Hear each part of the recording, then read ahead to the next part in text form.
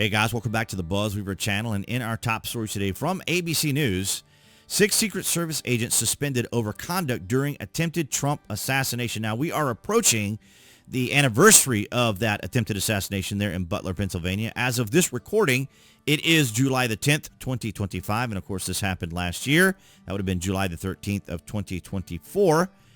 So 6 agents were suspended by the U.S. Secret Service for failures connected to last year's attempted assassination of then presidential candidate Donald Trump in Butler, Pennsylvania, an official told ABC News. The personnel moves were confirmed 4 days shy of the anniversary of the July 13th, 2024 shooting incident that left Trump's ear bloodied. Now, of course, that's a whole other conversation there.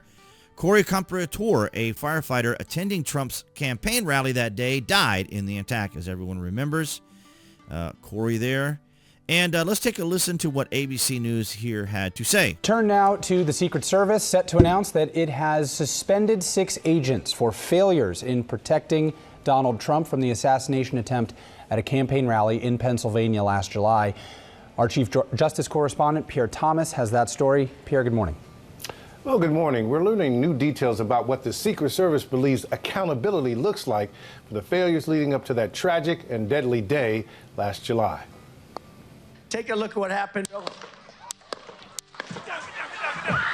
This morning, ABC News learning 6 Secret Service personnel were quietly suspended for a series of failures uncovered in the assassination attempt against then-candidate Donald Trump nearly a year ago. What I saw made me ashamed. That was the former acting director of the Secret Service facing withering questioning on Capitol Hill in the early days of his agency's review of the incident. Unfairly, sir. Among the mistakes uncovered by Roe and several other investigations, a failure to properly coordinate with local officials and a general lack of planning.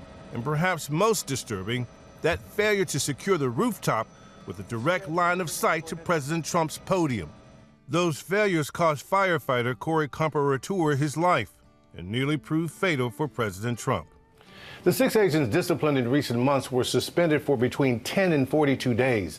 They have the right to appeal.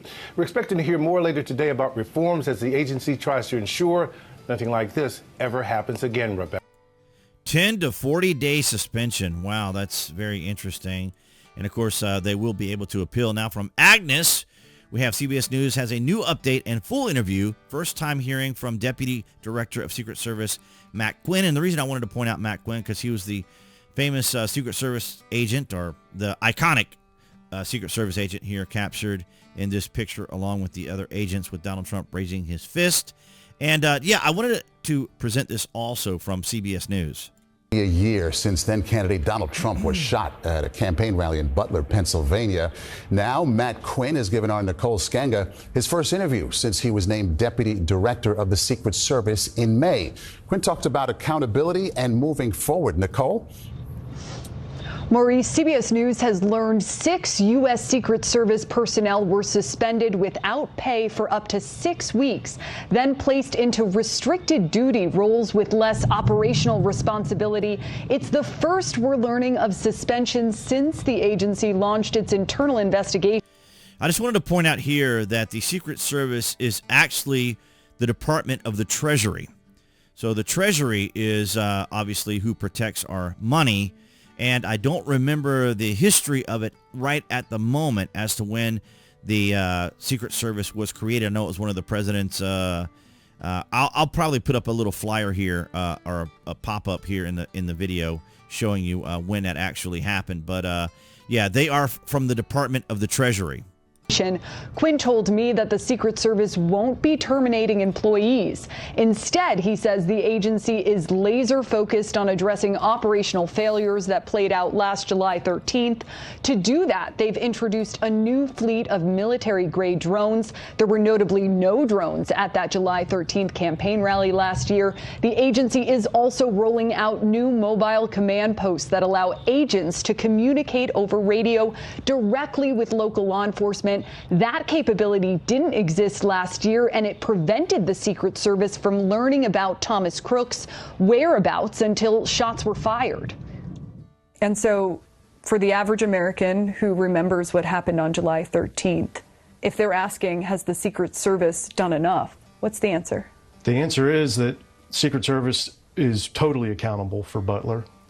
Butler was an operational failure, and we are focused today on ensuring that it never happens again and executing our strategic plan to increase technology, to improve communications, to make sure our personnel are well-trained, equipped, and deployed. And Maurice, all of the agents... And of course, there you have it. So it's interesting that this is all taking place now, coming up on the anniversary, but we're at a time of accountability here under the Trump administration. And of course, speaking of accountability, of course, there's the big argument and fuss now over the Epstein list that was promised and so forth, even campaigned on. So a lot of things going on there, and of course, plenty for the left to harp on.